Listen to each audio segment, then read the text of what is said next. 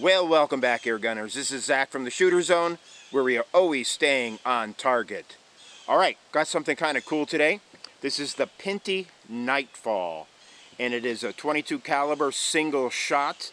It is regulated, and this may look kind of familiar to you if you have seen my videos in the past on Air Force air guns and some other people's videos on Air Force air guns. This is very similar to that. I would say this should have been the progression of Air Force over the years on their rifle. So let me just kind of go over a few things. It does come with a moderator at the end. It works okay. I wouldn't say it's the best, but it's okay. Hey, it's free, right? It comes with it, so why not? Picatinny rails, not only for the scope, but also across the front, also across the bottom. M-locks on the side, nice shroud. So that's really, really cool.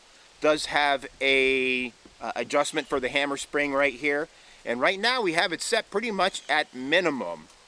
As we go down, we have, let's see, the furniture. Made out of some sort of plastic or polymer or something like that. This is made out of 6061 aluminum. And this thing is built like a tank. I mean, it's fantastic the way it's built. It does have again, as I said, it does have a regulator on it. Comes factory. Set at about, I don't know, 2,000, something like that, 2,000 PSI. These gauges on here are MPa, so you got to kind of figure it all out where you're at. But I think it's right around 2,000, right around there, maybe 1,900 PSI, the regulator set at. This will fill to 3,600 PSI. And I think that gets fairly good shots. We're not going to test that today. They claim quite a few shots. Let's see here. Trigger. Trigger's a little bit heavy on this. If I were to say what's the only negative thing on this, there's only one, and that is the trigger's a little bit heavy. Let me just talk about that for a minute, being that I mentioned it. On the shoe for this trigger, it is adjustable up and down. The trigger itself is not adjustable. But what I did was I lowered the shoe to about 1.5, 2 millimeters off of the trigger guard. And what that does is, if you want it low as possible, because what that does is it gives you a little bit more leverage on the trigger. Thus it makes it a little bit easier to pull. I haven't measured it yet. People have said like 8 pounds. I don't know. It probably is somewhere around there. It's got some creep in it, some of that stuff. I really want to try to see if I can, at some point, pull this trigger assembly apart, look at it, do some work to it, put it back in, because that's the only negative to this, as I had mentioned. If this trigger was 3 pounds, as it was listed, and nice and crisp, man, this thing would be incredible. I mean, it would be perfect from front to rear. But, hey, it's not uncommon to have 1, 2, 3 things that, you could talk about negatively about an air gun. So only having one, yeah, this is probably an important thing, but it is just one. Safety right here. Got nice little detents. I like detents. All you manufacturers out there, if you're not putting detents on all these movable things like this, you should be. All right, 350cc tank. This little kind of cheek rest right here, this is on with Velcro. It's kind of foamy, works nice. Does have a little butt plate with rubber on it at the end. And what else? I think that's it. Again, gauges on both sides, both in MPa. I wish they would switch these over to PSI or even bar, but PSI, for us Americans would be great. And I think that's about it for right now. Again, this is a single shot loader, just like the Air Force. There's a bolt on the right hand side. You take it and you push it forward. That cocks it. We're going to be using today, tested a lot of pellets, and the AEA 15.9s seem to work the best in it so far. But again, we're just getting started here.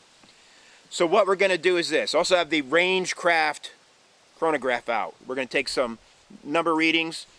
This is shooting right now in the really high 8s. And again, with 15s, I'm almost all the way down on the hammer spring pressure.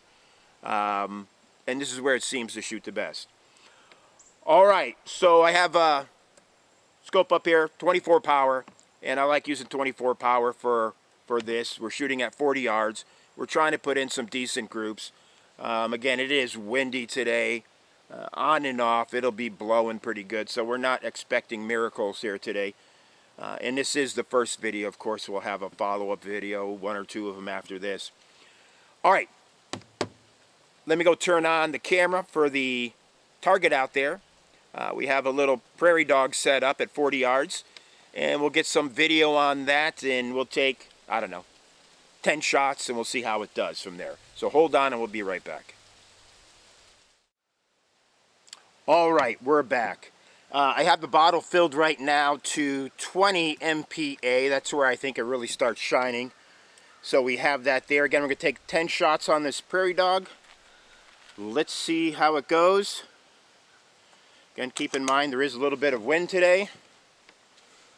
Got the range craft set up. Let's see how it does.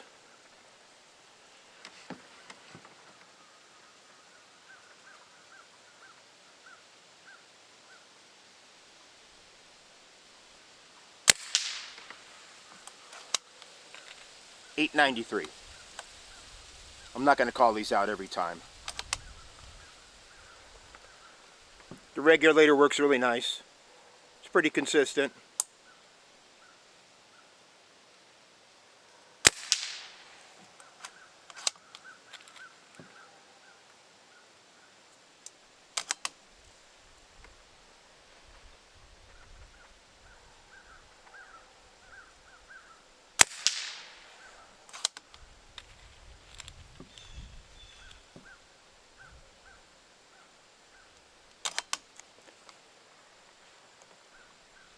Most of you know I like shooting single shot anyways.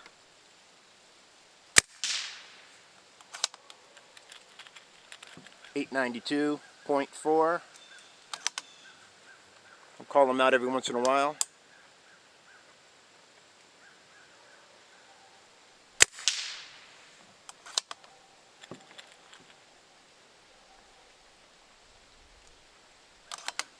This is shot 6. You can hear a little click in there in the trigger every once in a while. Again, I'd really like to take this trigger apart and see what's going on in there. You know, of course, you're always a little bit nervous about that, especially on this type of rifle and how it comes apart. See, the accuracy is pretty good on this, especially for if you're using this for a hunter.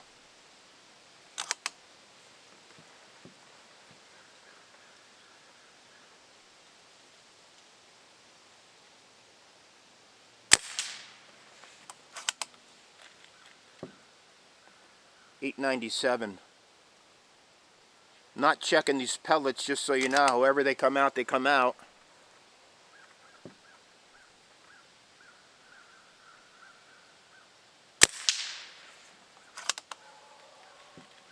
$8.92.7.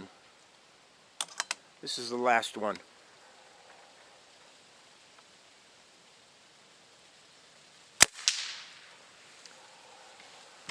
Alright, there you go. 10 shots, all kill shots on that little guy out there, again, 40 yards. What do I think about this? Again, I really want to work on this trigger, you know, because if I can get this trigger down to 3 pounds and crisp, this thing would be really, really awesome. I love the design on this thing. It's just so kind of tactical looking, you know. A lot of options, again, with the M-locks and the Picatinis. You could just do so much with this. Regulator, which is Ubin, or Rubin, however you pronounce it. Seems to be working really nice. This is the Cricket, is what they call it. And so, again, if I had any complaints, it would be the trigger and gauges. You know, again, you just got to get used to reading them, I guess. But I would love to see PSI gauges on here.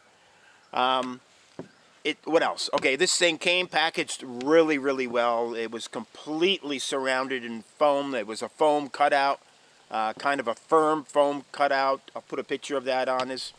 And it just fit in there nice and snug. It came with extra O-rings and stuff, both for the regulator and the air gun. It came with just all kinds of, you know, little things that you may need over some time, which is really nice. And I think that's about it. Again, this is the first video. I'll try to keep it short here. But I like it. I like it a lot. You know, anything with, you know, with the trigger that's a little bit heavy and has a little bit of creep, you kind of get used to it. You know when, okay, you're pulling it. Okay, there's a little creep and a little crick right there. And you know you're getting close, and that little crick is there every single time you start pulling the trigger. That's where you stop, and that's where you get ready for your last little pull. And you could see, again, I think as it comes right now, it's a good little hunter. You know, again, this thing, more than accurate enough for hunting. I think if I can get the trigger to where it's a little bit smoother, a little bit less pull weight on it, I think this thing would be awesome. And I really, really hope that Pinty gives word to the factory that's making this, you know, to do better on the trigger. And if you do better on the trigger, this thing is awesome. The price is awesome. I mean, we're not talking Air Force prices here. We're talking half or less what an Air Force costs. So just keep that in mind too. And again, with the upgrades up here, everything in 6061 aluminum, with these upgrades, man, this thing is an awesome deal. And for a better deal, I'll put a little link down below, or you could check down below in which you can take the link directly to this. I'll put a code there for 15% off. And when you see what the price is on this, again, YouTube doesn't like prices, so I'm not going to say it. Excuse me, but when you see what this thing is going to cost you, if you don't go out and get one of these things, you're crazy. This thing has so much potential, it's unbelievable. All right, again, first video on this. We are going to do a couple more for sure.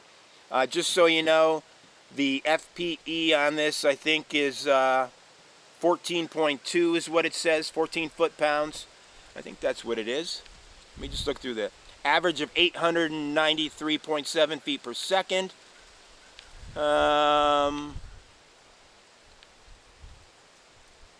Kinetic energy, this is the FPE, 28.2. All right, so again, love it.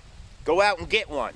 Until next time, shoot lots, be safe, and we will see you again soon. Take care now.